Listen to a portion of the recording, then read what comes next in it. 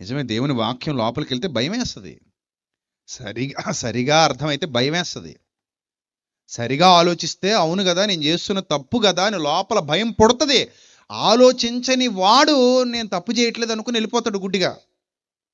సరిగా ఆలోచించిన వాడు మాత్రం అర్థం చేసుకుంటాడు. అదే జ్ఞానికి అజ్ఞానికి తేడా.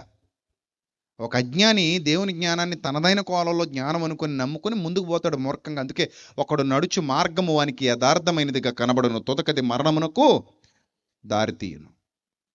అది అజ్ఞాని లక్షణం. జ్ఞానికి తలలో గలవట కన్నులు. జ్ఞాని కన్నులు ఎక్కడున్నాయట? తలలో ఉన్నాయట కన్నులు. జ్ఞానికి మామూలు కన్నులు కాదట అవి, తలలో ఉన్నాయట కన్నులు. తలలో ఉన్నాయంటే వెనకాల ఇలా తలెత్తి చూడకండి, కనబడవు. జ్ఞానికి గల కన్నులు, తలలో ఉన్నటువంటి కన్నుల గురించి బైబిల్ గ్రంథం చెబుతుంది. దానినే మనోనేత్రము అంది.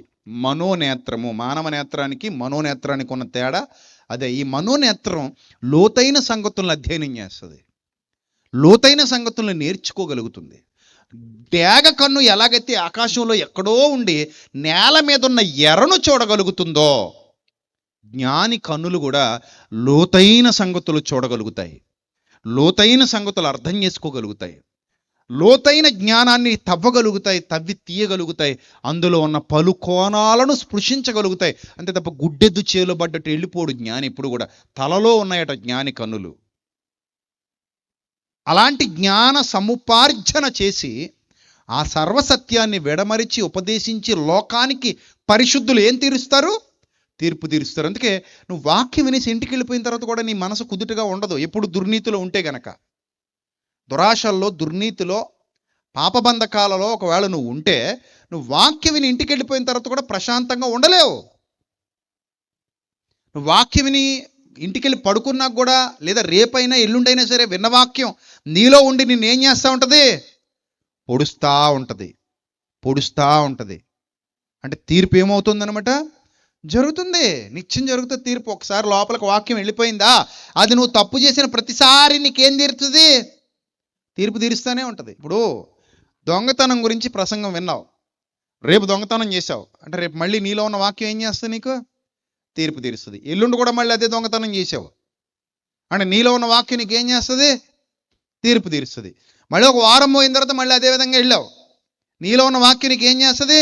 తీర్పు తీరుస్తుంది. అంటే కేసులు పెరిగిపోతున్నాయి. నీ కేసులు ఏమైపోతున్నాయి? దేవుని దగ్గర పెరిగిపోతుంది. నీలో గిల్టీ ఫీలింగ్ ఎక్కువైపోతుంది, తీర్పు జరిగిపోతుంది. నీకు తెలిసే చేస్తున్నావు కాబట్టి తీర్పు జరిగిపోతుంది, తీర్పు జరిగిపోతుంది. తీర్పు మీద తీర్పు, తీర్పు మీద తీర్పు రోజు జరుగుతూనే ఉంది. కానీ నువ్వు ఖాతరు చేయకుండా ముందుకెళ్తున్నావు. ఏదో ఒక రోజు చచ్చిపోతావు. చచ్చిపోయి ఎక్కడికి వెళ్తావు? తీర్పు ఆల్రెడీ అయిపోయింది, నీకు తెలుసు నువ్వు ఎక్కడికి వెళ్తావు.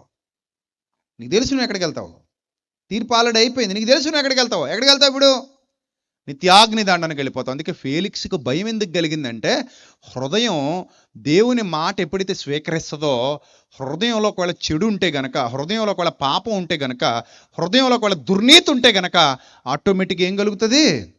భయం కలుగుతుంది. భయం వేస్తుంది. అమ్మో, దేవుని మాటకు వ్యతిరేకంగానే వెళ్తున్నాను,